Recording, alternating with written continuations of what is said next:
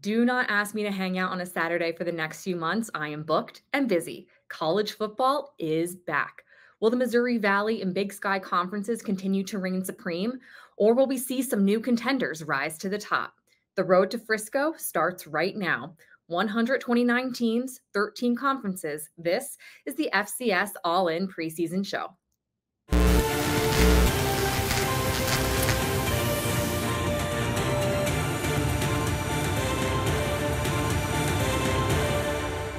Hello and welcome to the FCS All-In preseason show. I am Meghan Robinson, joined by two incredible college football analysts, Sam Herder of Hero Sports and Craig Healy from Stats Perform and The Analyst. Guys, we're here. We made it to week zero this year. We're starting week 0.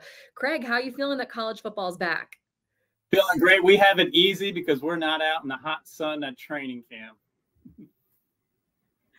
Sam, how about you? How are you feeling? College football's back. The wait is over.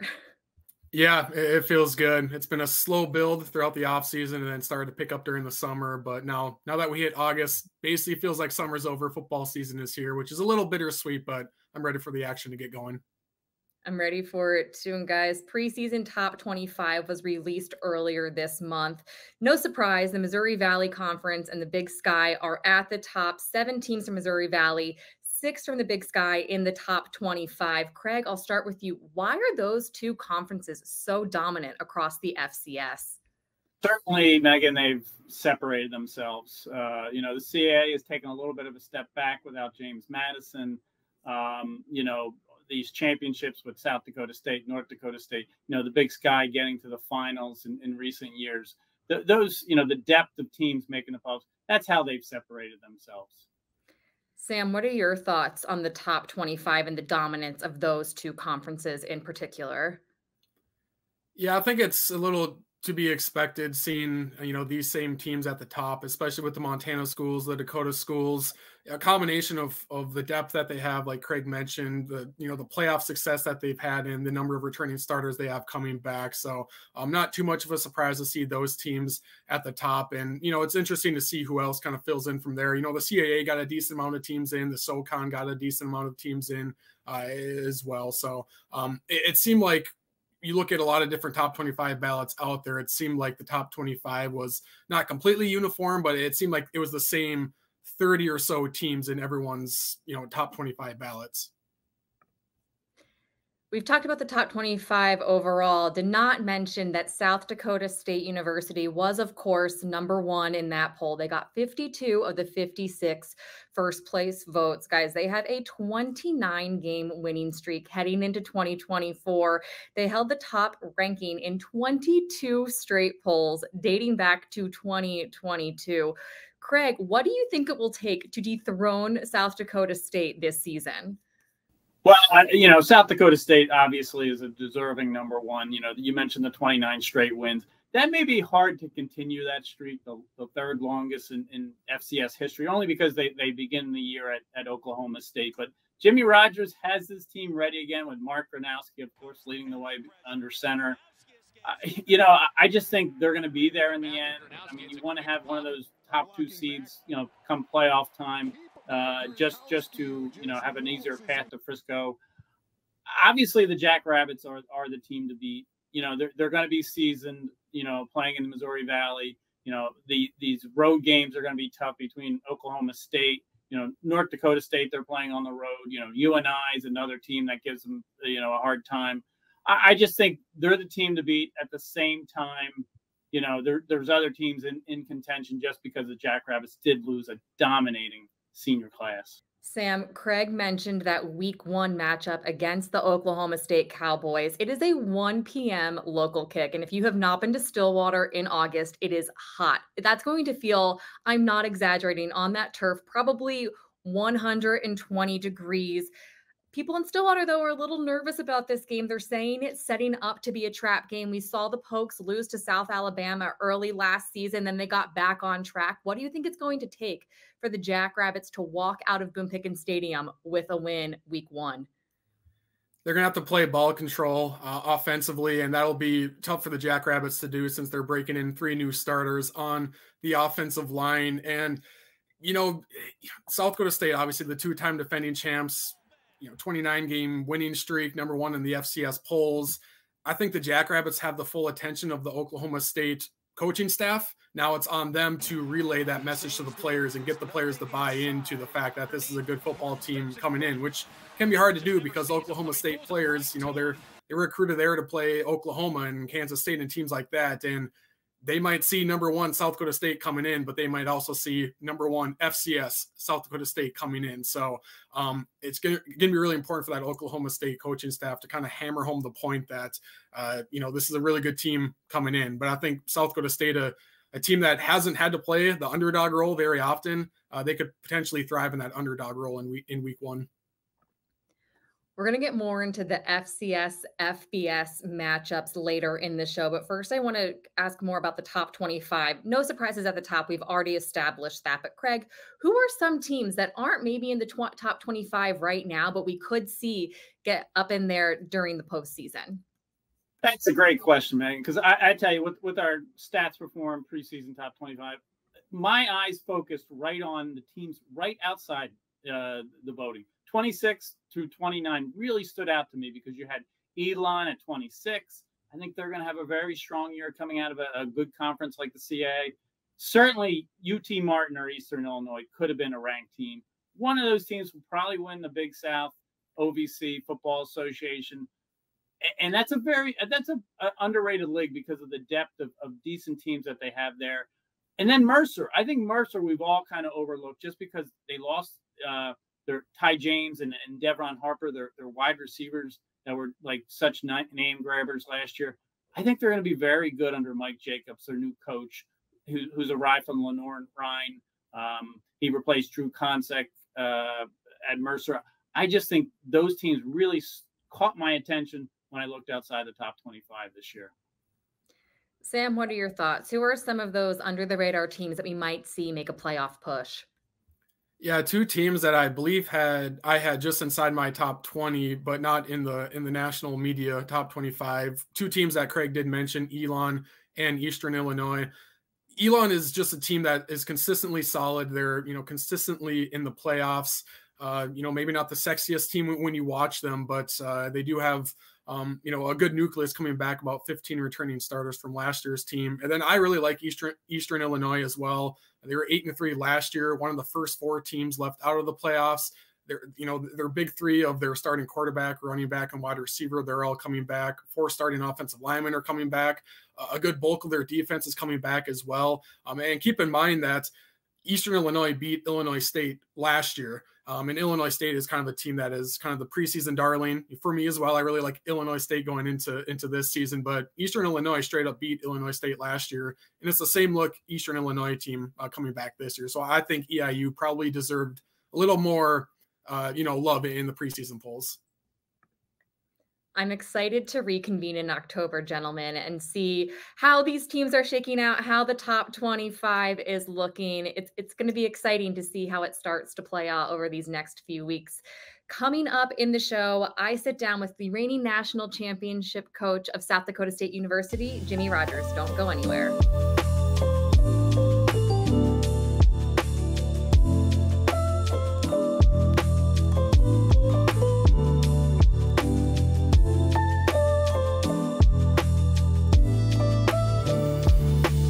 Welcome back to the FCS All-In preseason show, and I am joined now by the reigning FCS national champion head coach, Jimmy Rogers of South Dakota State. You've been number one in the polls. I think it's been in 22 straight polls, won a national championship in your first season as head coach of the Jackrabbits. What are your expectations for 2024? Yeah, I think it's the same as what it was going into, 23. It's just about giving your best to the guys and our staff giving the best to the players, and we don't really talk about wins. We have yet to ever talk about a win streak. The players know the expectations. They have the same common goal deep down that they want to be the last team standing. We don't talk about winning a national championship. We talk about doing the littlest things better than everybody else and really putting our focus on that and blocking the outside noise out and not letting hype, create complacency. So we're excited for the season, and I'm excited for a lot of our players that have been waiting for their opportunity. They're surely going to get one this year. You were a linebacker when you played for South Dakota State. You worked your way up to defensive coordinator before becoming a head coach, so very defensive minded. Last season, your defense ranked first in total defense in the FCS and are bringing back 8 of your top 13 tacklers. What can we expect from your defense this season? Yeah, there's a lot of guys that have played a ton of snaps here, especially on the back end. This is the deepest safety group I've been a part of here. We didn't graduate anybody last year, and we got a lot of playmakers there. You know, we lost a couple key contributors on defense, really at the D-line spot. And then in Dyshawn Gales and Jason Freeman, Isaiah Stallbird, all guys that really have the talent level and have tried to pursue an NFL career. So there are some guys that need to be replaced, obviously, and I'm really excited about the opportunity for our young guys. Because just because they didn't play and the world doesn't know about them doesn't mean that they weren't good enough to play. We've done a great job of developing depth here, and our players buy into the system and stay committed and don't transfer, and they want to be a part of a great culture. Offensively, you are bringing back, or you're returning the 2023 Walter Payton Award winner, Mark Gronowski, at quarterback. What have you seen from him so far this fall camp? Yeah, since we got Mark, he's been an unbelievable leader. He's probably the most dynamic leader I've been a part of here. I mean, when he was a freshman, we had defensive senior starters that wanted him to be the starter, and we're very vocal about stating that. And I think that's rare. I think that's rare for a freshman to come in and go through the trials and tribulations of the season, but the team have total faith in his skill set, but also his leadership. His biggest growth, though, for sure, has been throwing the ball and becoming a complete quarterback. I do think in years past, he kind of, he would get off reads a little quicker than other, and his athleticism would take over the rest of the game. But for his ability to have the calmness and really control the back end of defensive coverage with his eyes and then place the ball in precise locations, I think he's grown substantially. I mean, he went to the Peyton Manning Academy this offseason, and I know that part grew his confidence because he came back to camp, and I haven't ever seen him throw the ball so consistently well. And so I'm excited to see what he can do. Start your season week 1 in Stillwater, Oklahoma. I checked the weather, and it's about 25 degrees warmer down in Stillwater than it is up in Brookings right now. What are you doing to get your players ready to prepare in what will probably be a very warm environment? Yeah, the weather here hasn't really cooperated with us to be outside and experience true heat.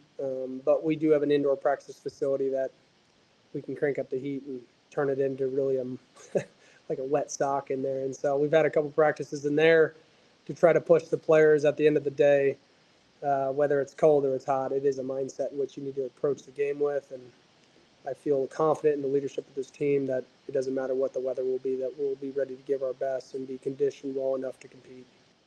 Taking a 29-game win streak down to Oklahoma, what will it take for your team to walk out of Boone Pickens Stadium with a win week 1? Yeah, I think, just playing in front of that type of atmosphere with a lot of guys first time playing in a game, we're going to have to handle the atmosphere, handle the crowd, handle the adversity, and just play our game.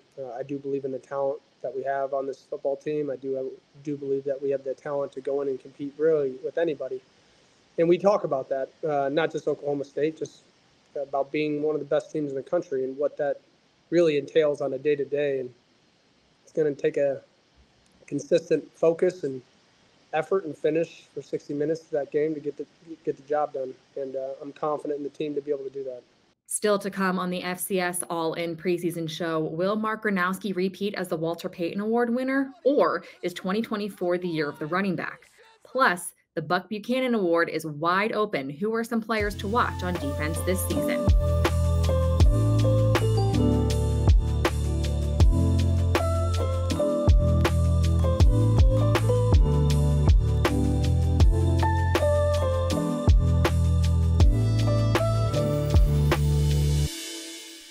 Welcome back to the FCS All-In preseason show. Meghan Robinson joined by Craig Haley and Sam Herder. Guys, we talked about the top 25 earlier. The next big thing to discuss is, of course, the preseason All-American teams, headlined by returning Offensive Player of the Year in South Dakota State quarterback and Walter Payton Award winner Mark Gronowski. 5 returners from last season on this list. North Dakota State led it with 8 selections, followed by South Dakota State, Montana with 6 players, Montana State with 5. Once again, Big Sky and Missouri Valley conferences dominating those lists.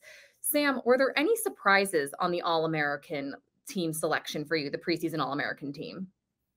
Nothing really that I can think of. There's a good depth of players coming back. I know, with the transfer portal, a lot of attention around the guys leaving, but just going through top returning players and top 25 teams, most all conference guys are still returning to their team instead of entering the transfer portal. So there's a lot of depth of talent in the FCS. I know a lot of All-American teams go 2 teams deep, sometimes even 3 teams deep, but you could arguably go 4 teams deep when it comes to All-American teams. So to me, just going through it, no really huge surprises for me.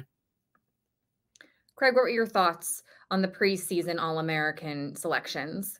I do like the running backs this year because you could say that maybe they were in the shadows a little bit last year. You look at Tarleton State, Kayvon Britton, a running back, 2 straight huge years.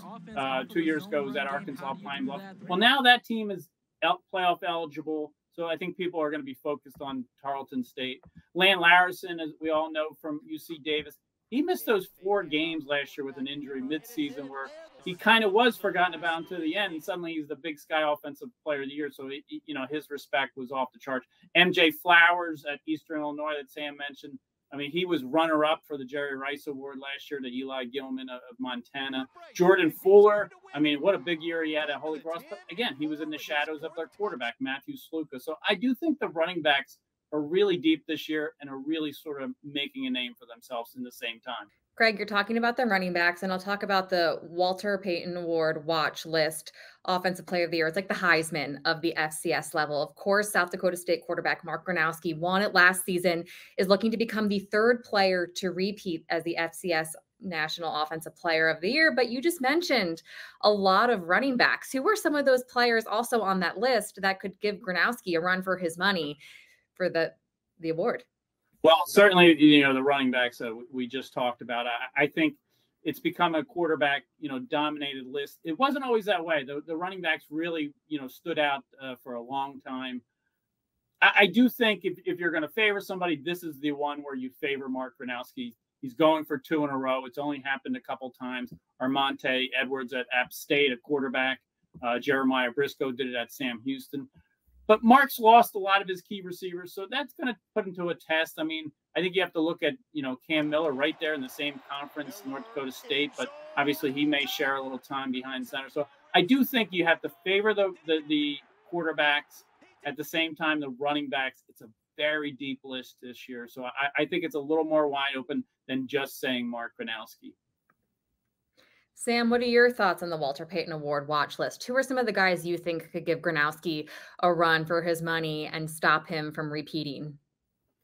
Yeah, it really has turned into a quarterback award just with some of the numbers, the big-time numbers that these guys have been putting up. And you look at a guy like Cole Gonzalez, quarterback for Western Carolina. I think he's going to have a really huge season coming off of a really good year last year. I mean, I think too, sometimes it is an individual award, but having team success can boost you up a little bit.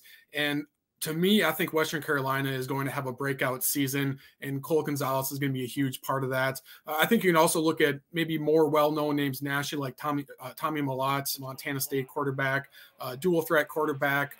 That always looks good when you can have total yardage and total touchdowns. Cam Miller from North Dakota State, he's another dual threat guy at the quarterback position. I think he's primed for a big season. So you start with quarterbacks with this award, but if a running back is going to win it for the first time in quite some time, I look at a guy like Lan Larison, who was the Big Sky Offensive Player of the Year last year, despite missing a few games. If he can stay healthy, I think UC Davis is really going to ride him all the way to the playoffs. So I think Lan Larison is in store for a really big season and potentially could be in that top type of level of season. We're going to talk about the defensive side of the ball now. The Buck Buchanan Award watch list also was released earlier this month, given to the top defensive player at the FCS level. Last year's winner, Terrell Allen, transferred to Tulane, so we'll see a brand new recipient in 2024. 30 guys on that watch list. Sam, who are a couple of those players that people should look out for this season? Yeah, the Buck Buchanan is a really interesting award because voters look at so many different things. It's a little more up in the air on what voters are looking for when it comes to the Buck Buchanan. You know, some voters might like, total tackles. And so if you have a guy like McNeese linebacker Micah Davey, who had nearly 160 tackles last year, that could really stand out to a lot of voters. Some other voters really like tackles for loss and sacks. And in that case, a guy like David Walker, Central Arkansas defensive end, to me could be a front runner for this award. But then there's some other guys like, Morgan State linebacker Eric Hunter. He kind of does it all. He's a 6'4", 210-pounder, really rangy linebacker. He gets the tackles, he gets the TFL, some sacks in there. He gets his hand on the ball a lot for some pass breakups. So he, really impacts the game in a multitude of ways. Same thing with a guy like Cole Wisniewski, North Dakota State, safety, interceptions, tackles for loss. He kind of impacts the games in a multitude of ways. So again, with this award, it kind of depends on what voters are looking for. But it seems like kind of those splash plays like TFL, sacks, interceptions, those usually stick out a little bit more rather than racking up 100+ tackles. Craig, what are your thoughts? How do you feel about what Sam just said? And it's all dependent upon what a voter likes in a defensive player. Well, just to go a little further, I mean, I think Sam's right that it's wide open. It depends on the voter. But, I mean, I think you could name so many. I mean, I look at Josiah Silver up at New Hampshire. He's going to be in the backfield at all times. Adam Bach, he could be on last year's defense, South Dakota State was by far the best. He could be their defensive leader this year, and people are going to respect that.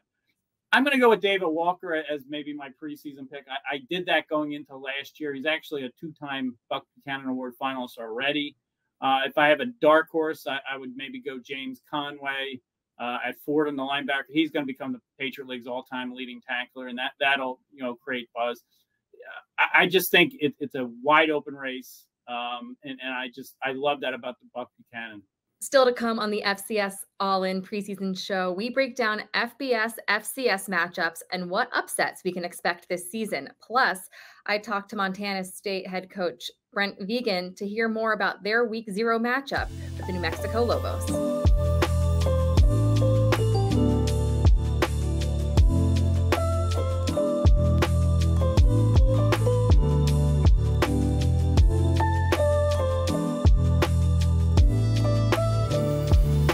Welcome back to the FCS All-In preseason show. I am Meghan Robinson, joined by Craig Haley and Sam Herder. Guys, we have seen the trend of Week 0 games in college football increase over the years. This season, we have a few FCS matchups on August 24th, a big one being the MEAC SWAC Challenge between Florida A&M and Norfolk State. Sam, what are your thoughts on this game and this matchup? Yeah, I think it's going to be an exciting game. It's going to be a nationally televised game, which we see a lot with the MEAC SWAC Challenge, and a really intriguing matchup as well, because I think a lot of focus in this particular matchup is going to be on Florida A&M. They won it all last year, the Celebration Bowl, but a lot of turnover, not only on the coaching staff but on the roster. I think it's between 20 and 30 FBS transfers coming in for FAMU. So how does that gel with some returning guys like Kendall Bowler? He's a defensive back for FAMU. Really a guy to watch, especially when it comes to NFL draft prospects. So just an overall really intriguing matchup, and a lot of eyes on Florida A&M because they're a team that was very close to being ranked in the media top 25 poll. I don't know if I would call it controversial, but a lot of people thought that Florida A&M deserved to be ranked. But they'll have a showcase game in Week 0 to show how good they can be. Craig, there's been a lot of buzz around HBCU. Obviously, the MEAC SWAC Challenge is an HBCU school matchup. Who are some of the players or coaches to watch this season in HBCU football? Well, obviously, if you're talking coaches, James Colsey, the Florida A&M coach, takes over, and the Celebration Bowl champs. He's going to be under the spotlight from the start. But I just think there's so many in the HBCU schools this year. Sam mentioned Kendall Bowler, Florida A&M defensive back. I think Kenny Gallup from the MEAC their champion Howard playing defensive back safety, Eric Hunter, Morgan State for out of the MEAC. I just think it's a great year for defensive players. Kelby Givens, Southern, he was the preseason player of the year in the SWAC. You got Malachi Bailey at Alcorn State. They were the favorite in the West Division. I definitely think it's a terrific year for defensive players in the HBCUs. Elijah Burris, I'll give you one for Hampton running back. He just, he gives you 8 yards a carry, and he didn't have a full season last year. I think he's somebody to watch for at Hampton. They play in the CAA, of course, but great year all around for defensive players. Again, the MEAC SWAC Challenge will be on national television on August 24th. Also playing August 24th, week 0, the Montana State Bobcats. I sat down with head coach Brent Vigen to hear more about that matchup with New Mexico. Coach, you kick off your season week 0 versus an FBS opponent in New Mexico. What do you hope to learn about your team in that matchup? Well, I think your game one is always that next step you need. This team, started way back in January, and we've practiced against each other quite a bit in the midst of that between spring and now fall camp, and getting that opportunity to play someone in another jersey is what you're looking for. See how your guys respond. I think we have an experienced team, but we have plenty of guys that haven't been out in that field a whole lot that we're counting on. So to see how that unfold on a game field on a Saturday, I know it's exciting for us coaches. I know we still have some work to do, but you're always anxious about those first games because there's just more unknown than any other part of the year, I guess. Coach, last season, your offense ranked 3rd in all of FCS in total offense. How would you assess their play so far through camp? I think we've been pleased. I think part of, our transformation into this year is becoming more balanced. Having Tommy back for one more year, having him put together the most complete season possible is certainly what we're after. That receiving core, tight end group is a big part of, us developing the passing game. We feel good about, the guys returning. We feel good about, some of our additions in both of those rooms. So, I think it starts with that thought process, but then it goes back to, offensive football for us begins up front. And I think that group with its experience and its talent returning is one that we certainly can lean on this year.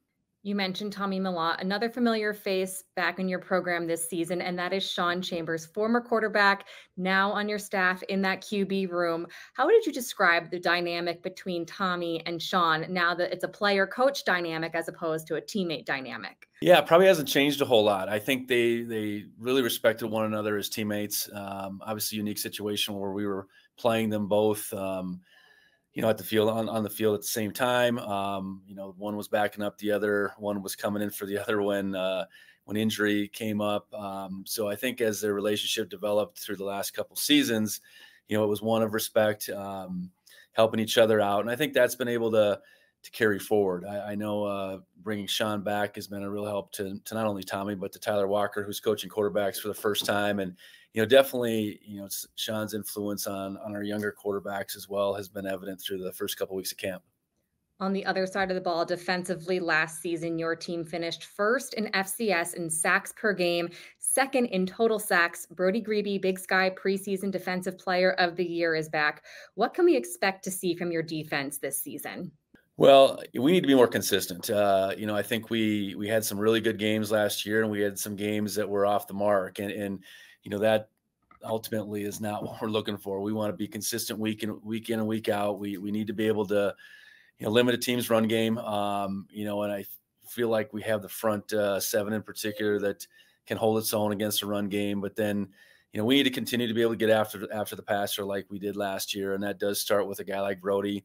I think we have some other ends that are capable. Kenny Iden would be the next one up that can maybe put up some numbers in that regard. But I think defensively, like I said, we need to be more consistent. And I think we can be more pressure oriented. I think more aggressive just in nature.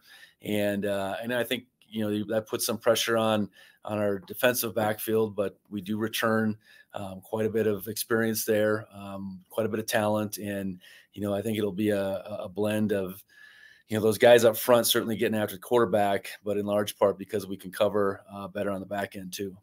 Coach, big picture, bringing it back to your matchup against New Mexico. You are favored in this game, and FCS is rarely favored over an FBS team. How can this game help set the tone for the rest of your season?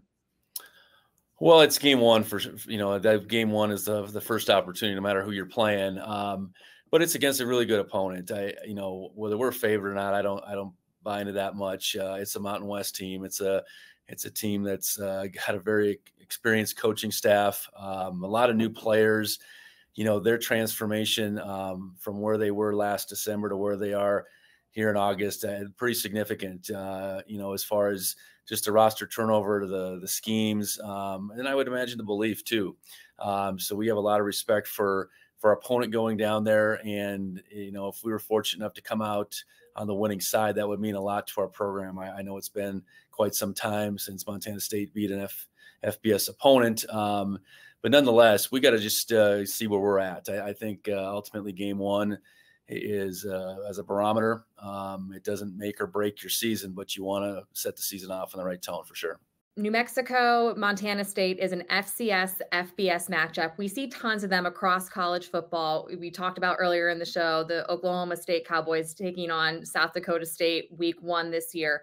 Who have been some of your favorite upsets in years past in those FBS FCS matchups? Sam, I'll go to you first.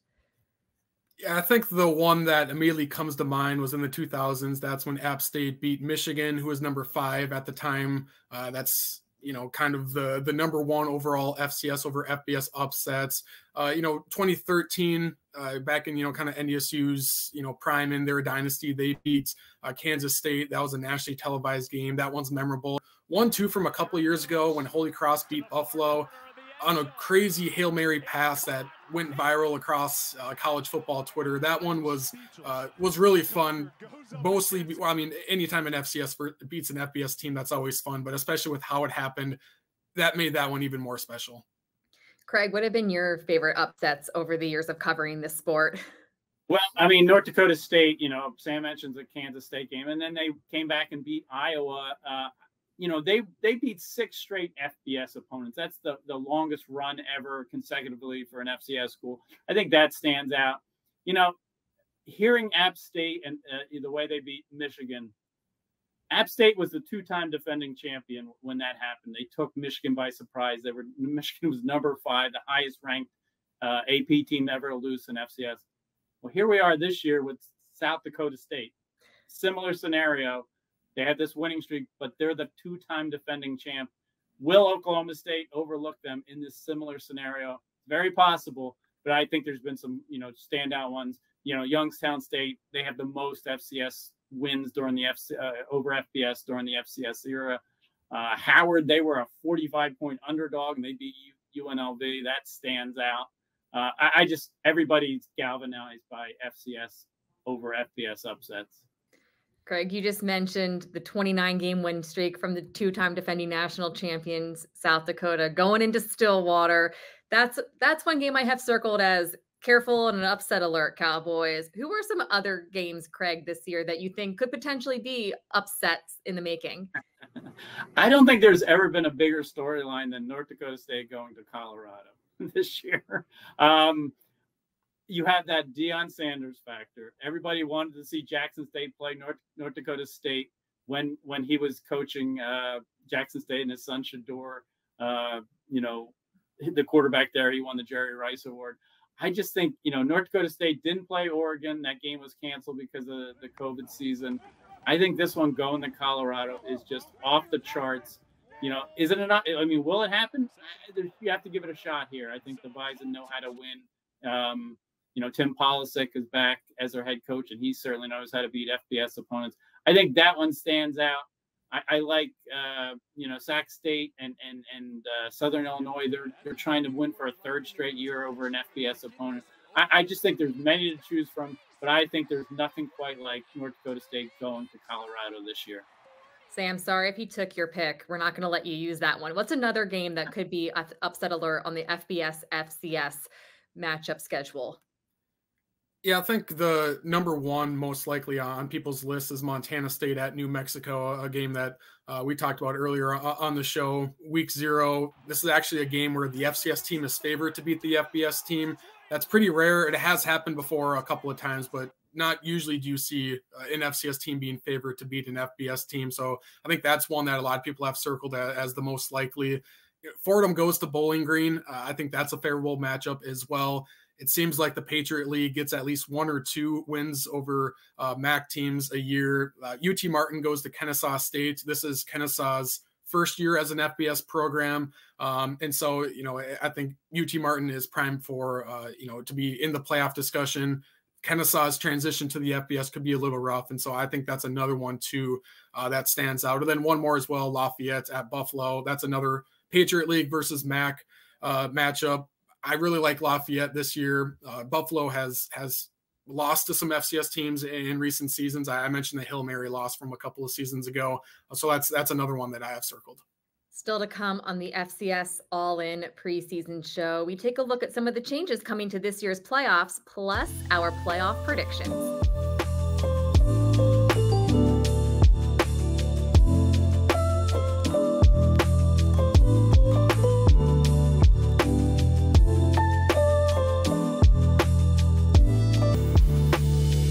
Welcome back to the FCS All-In preseason show. Meghan Robinson joined by Sam Herder and Craig Haley. Guys, changes coming this year to the FCS playoffs. The big one being the top 16 seeds will now be ranked for those playoffs.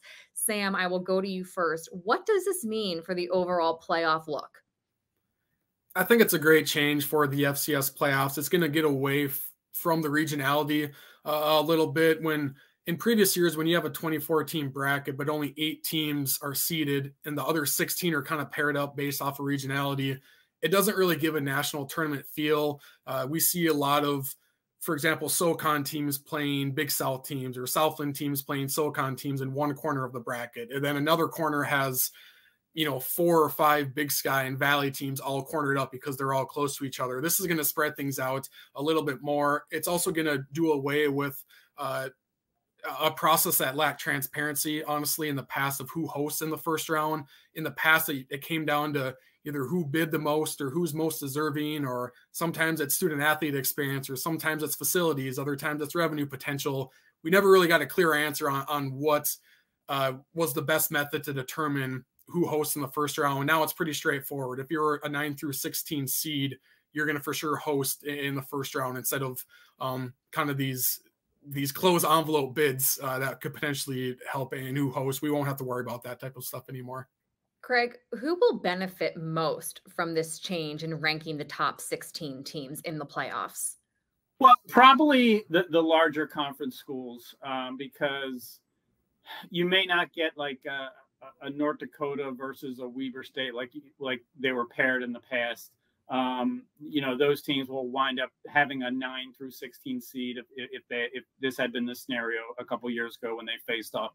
I think it's long overdue. It needed to happen just because those schools, deserve to be seeded.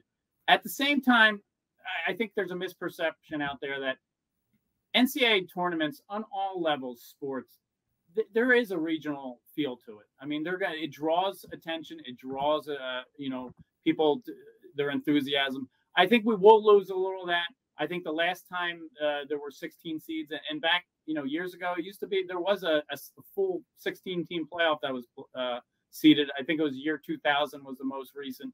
That first round, 5 of the 8 games were 25 points or more. Deficit.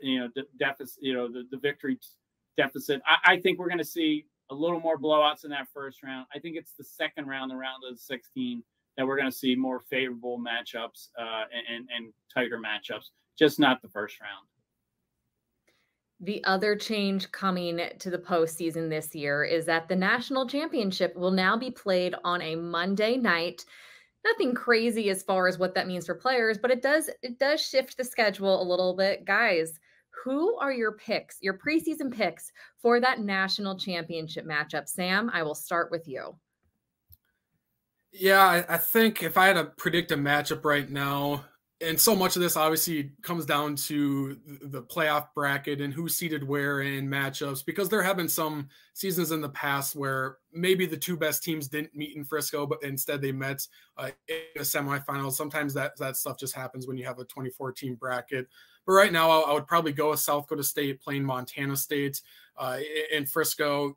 Probably would favor South Dakota State right now, not only because of their defending national champs, but I do think they bring back a good enough nucleus of their team from last year. I know they lose a lot, but they bring back quite a bit as well. So I would probably favor the Jackrabbits there. And I just think I did my game-by-game prediction for Montana State, and I just think just with how the schedule sets up for the Bobcats, coupled with 20-plus seniors on their team, I think they're set for a really good season, 11-1, 12-0, top 2 playoff seed, home field advantage throughout. I think Montana State could go on a really good run here in the playoffs. Missouri Valley, Big Sky matchup there for you, Sam. Craig, who do you got in the national championship? Well, you want one of those top 2 seeds. I mean, 11 out of the last 14 years, the 1 or 2 seed was the national champion. I'm going to go with the North Dakota State, South Dakota State meeting in Frisco. I actually think this is the Bison's year. I think under Coach Tim Polisic, they have. I think their defense is going to be really outstanding. Obviously, you have 2 quarterbacks that can get the job done. They've made that system work. I think there's no pressure. To me, there's no pressure on the Jackrabbits because they've won 2 in a row. They've been incredible. I think the pressure is more on the Bison to get back on top. I do think the Big Sky and the Missouri Valley are the ones to look at. I think I favor Montana, to be the next best team to have a shot at Frisco, more so than Montana State. I think the schedule sets up for the Grizzlies. They have to get the quarterback play, but I just think this is the Bison year. They were down last year, and here they were going to overtime with Montana in a national semifinal, playing on the road like that after winning at Montana State. I just think they're ready to get it done this year. But again, Jackrabbits deserve to be number 1 going into the year. Awesome. So again, we have a Missouri Valley and a Big Sky team for Sam, 2 Missouri Valley teams for Craig. Guys, we're going to revisit this in October and see where things are looking at that point in time. Appreciate you both being here. Once again, Craig Haley of Stats Performing the Analyst and Sam Herder of Hero Sports. I am Meghan Robinson. Come back in October for our mid-season show of FCS All-In.